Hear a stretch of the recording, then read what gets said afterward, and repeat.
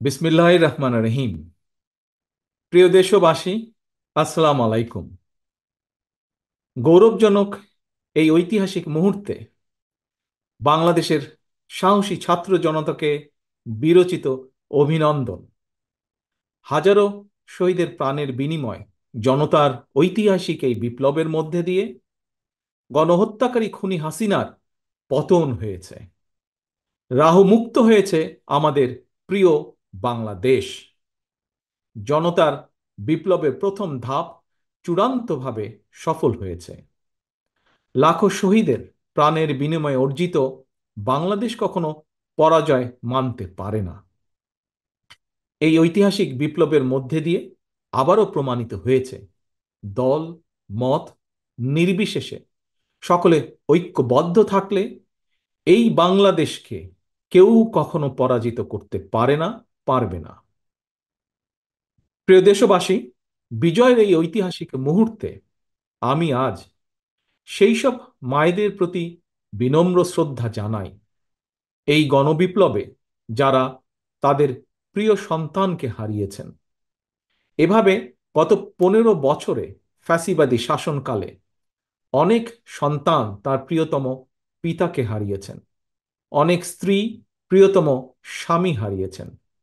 গুম খুন অপহরণ করে অসংখ্য মায়ের বুক খালি করে দেওয়া হয়েছে। আপনাদের সন্তানের শহীদ মৃত্যু, স্বজনদের ত্যাগ, তিতিক্ষায় 2024 সালের 5ই আগস্ট প্রিয় বাংলাদেশ আরেকটি বিজয় দেখেছে। জনতার ঐতিহাসিক বিপ্লব সফল করতে গিয়ে অসংখ্য ছাত্র জনতা আহত হয়েছেন। বাসায়, হাসপাতালে কিংবা ক্লিনিকে চিকিৎসাধীন যন্ত্রণাবিদ্ধ সময়ে সমস্ত ভালোবাসা নিয়ে আপনাদের পাশে আজ সারা বাংলাদেশ। খুনি হাসিনার বিরুদ্ধে আন্দোলন করতে গিয়ে অসংখ্য মানুষ মিথ্যে মামলা ও রাজনৈতিক উদ্দেশ্য প্রণোদিত মামলায় গ্রেফতারের শিকার হয়েছেন, কারাগারে নিক্ষিপ্ত হয়েছেন।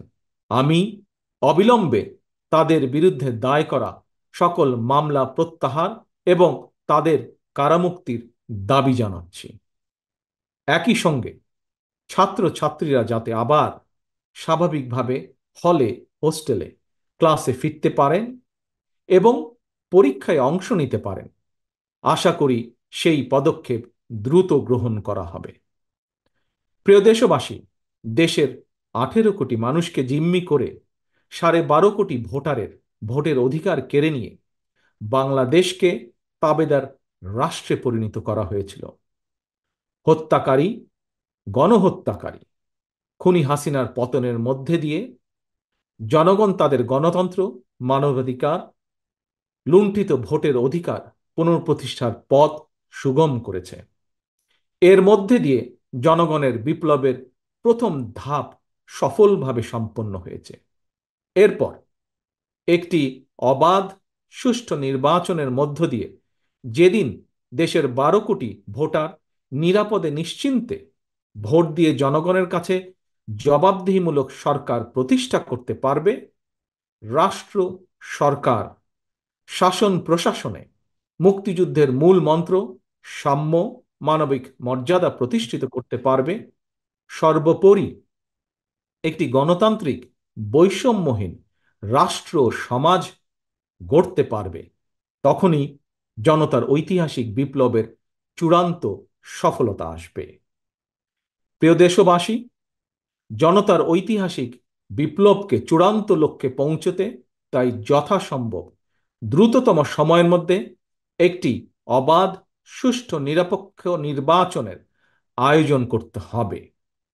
জনগণের দ্বারা নির্বাচিত প্রতিনিধিদের কাছে দ্রুততম সময়ের মধ্যে অবশ্যই ক্ষমতা হস্তান্তর করতে হবে। একটি বৈষম্যহীন গণতান্ত্রিক বাংলাদেশ প্রতিষ্ঠার লক্ষ্যে একটি অবাধ, সুষ্ঠু নির্বাচন আয়োজনের জন্য বিএনপি সহ বাংলাদেশের প্রতিটি গণতান্ত্রিক রাজনৈতিক দল সব রকমের সহযোগিতা করবে। প্রিয় দেশবাসী, এবার আমি আপনাদের কাছে একটি বিনীত আহ্বান রাখতে চাই। বিজয়ীর কাছে পরাজিতরা নিরাপদ থাকলে বিজয়ের আনন্দ মহিমান্বিত হয়। সুতরাং বিজয়ের এই আনন্দঘন সময়ে রাহুমুক্তির এই ঐতিহাসিক মুহূর্ত শান্তভাবে উদযাপন করুন। অনুগ্রহ করে কেউ প্রতিশোধ কিংবা প্রতিহিংসা পরায়ণ হবেন না। কেউ নিজের হাতে দয়া করে আইন তুলে নেবেন না। অর্জিত বিজয় যাতে লক্ষ্যচ্যুত না হয় সে ব্যাপারে জনগণকে সতর্ক দৃষ্টি রাখতে হবে। 52, 71 কিংবা 90-এর মতন ছাত্র জনতা আবারও একটি বিজয়ের ইতিহাস রচনা করেছে। প্রিয় দেশবাসী, আবারও আপনাদের সকলকে বিরচিত অভিনন্দন। আল্লাহ হাফেজ। বাংলাদেশ জিন্দাবাদ। বাংলাদেশ জাতীয়তাবাদী দল জিন্দাবাদ।